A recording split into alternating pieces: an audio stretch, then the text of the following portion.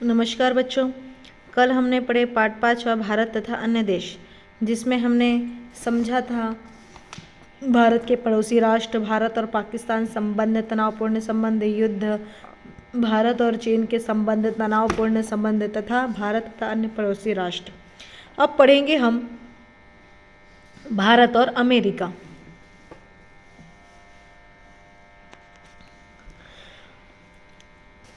भारत आरंभ से ही व्यापारिक संबंध इनमें रहा है। भारत और अमेरिका में व्यापारिक संबंध रहा है। अनेक भारतीय उद्योग, व्यवसाय, नौकरी तथा शिक्षा के लिए अमेरिका जाते हैं तथा अमेरिका के साथ सांस्कृतिक, सामाजिक तथा आर्थिक संबंध में भी बढ़ावा हुआ था और वह हमेशा उनके संबंध बढ़ते गए।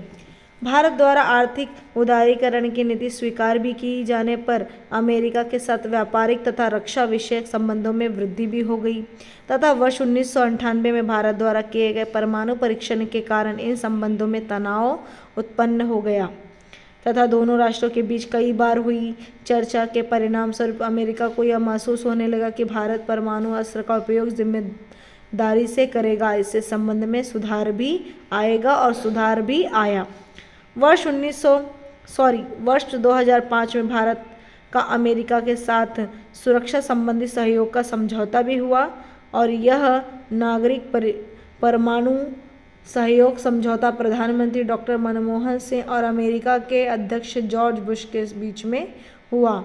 वर्ष 2008 में इस समझौते को अंतर्राष्ट्रीय परमाणु ऊर्जा आयोग ने मान्यता दी तथा विगत 5 वर्षों में सभी क्षेत्रों में भारत और अमेरिका के बीच सहयोग संबंधों में बहुत वृद्धि भी हुई। अब इसके बाद है भारत और रूस के संबंध। सोवियत संघ के समय ही भारत का उसके साथ मित्रता का संबंध रहा। वर्ष 1971 में शीत युद्ध के समय भारत रूस मित्रता का समझौता भी हुआ तथा रक्षा विषयक, तकनीकी, विज्ञान संबंधी तथा आर्थिक सहयोग को प्रोत्साहन मिला। सोवियत संघ का विघटन हो जाने पर वर्ष 1996 में पुनः संबंध में सुधार भी किया गया। इसके बाद है भारत और यूरोपीय राष्ट्र। जर्मनी और फ्रांस प्रौद्योगिकी क्षेत्र में भारत में बड़े पैमाने पर निवेश करते हैं और यूरोपीय राष्ट्रों से भारत को शस्त्रास्त्र और तकनीकी ज्ञान भी प्राप्त होता है। भारत इन राष्ट्रों को अभियांत्रिकी और सूचना प्रौद्योगिकी का निर्यात भी करता है। आतंकवाद, ऊर्जा अनुसंधान, रेल प्रबंधन, अनेक क्षेत्रों में भारत ने यूरोपीय राष्ट्र के साथ समझौता किया। 1 नवंबर 1993 को यूरोपीय संघ की स्थापना हुई और यूरोपीय संघ में इस समय 28 यूरोपीय राष्ट्र भी शामिल हैं। भारत और अफ्रीका महाद्वीप के बीच संबंध। तीव्र गति से आर्थिक प्रगति कर रहे अफ्रीकी राष्ट्रों के साथ भारत के मित्रतापूर्ण संबंध थे। अफ्रीका के युवा वर्ग का विकास, शिक्षा, कौशल, स्वास्थ्य, विज्ञान, प्रौद्योगिकी, कृषि विकास, पर्यटन आदि क्षेत्रों में भारत से सहायता उन्हें प्राप्त होती थी। भारत की ऊर्जा की आवश्यकता की पूर्ति अफ्रीकी राष्ट्र द्वारा ही हो सकती है। वर्ष 2015 में भारत में अफ्रीका भारत शिखर परिषद संपन्न भी हुई। अफ्रीका के 54 राष्ट्रों के प्रतिनिधियों की उपस्थिति में जलवायु परिवर्तन, आतंकवाद, समुद्री तस्करी तथा वैश्विक समस्याओं पर चर्चा भी की गई।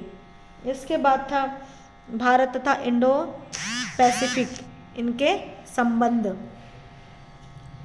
इंडो पैसिफिक क्षेत्र में ऑस्ट्रेलिया, न्यूजीलैंड, जापान, दक्षिण पूर्वी एशिया राष्ट्रों का समावेश होता है। इन सभी राष्ट्रों के साथ साथ भारत का घनिष्ठ संबंध होने से इन राष्ट्रों की अनेक कंपनियों ने भारत में बड़े पैमाने पर निवेश यानी कि खर्च भी किया। सामाजिक सुरक्षा, अपराधियों का प्रत्यार्पण तथा नशीले पदार्थों की तस्करी विरोधी अभियान जैसे क्षेत्रों में भारत और ऑस्ट्रेलिया के बीच समझौते हुए तथा बुनियादी सुविधाएं, परमाणु ऊर्जा संरक्षण, सूचना प्रौद्योगिकी आदि क्षेत्रों में जापान भारत की सहायता भी करता है। जापान भारत को सार्क क्षेत्र के विकास और सुरक्षा के लिए आर्थिक तथा तकनीकी सहायता भी प्रदान की। अब इसके बाद है भारत तथा दक्षिण पूर्वी Asia. Indonesia, Malaysia, Singapore, Philippines, Thailand, Myanmar आदि दक्षिण पूर्वी एशियाई राष्ट्रों के साथ भारत के मित्रतापूर्ण संबंध थे। भारत द्वारा आर्थिक उदारीकरण की नीति स्वीकार किए जाने पर इन संबंधों में अधिक वृद्धि भी हुई तथा दक्षिण पूर्वी एशियाई देशों के साथ व्यापार बढ़ाने की नीति को पूर्व की ओर देखो यानी कि लुक ईस्ट के नाम से भी जाना जाता है। यहाँ आप ध्यान में देंगे कि दक्षिण पूर्वी एशियाई देशों के साथ व्यापार बढ़ाने की नीति को क्या कहा है, पूर्व की ओर देखो यानी कि लुक ईस्ट के नाम से जाना जाता है। 2014 के बाद यह नीति कृति करो यानी कि एक्ट ईस्ट के नाम से भी पहचानी जाने लगी। इसके बाद है अंतिम लास्ट भारत और पश्चिम एशिया। पश्चिम एशिया के ईरान, बहरीन, कुवैत आदि राष्ट्रों द्वारा भारत को तेल की आपूर्ति होती है, प्राकृतिक गैस की भी आपूर्ति होती है। इजराइल से रक्षा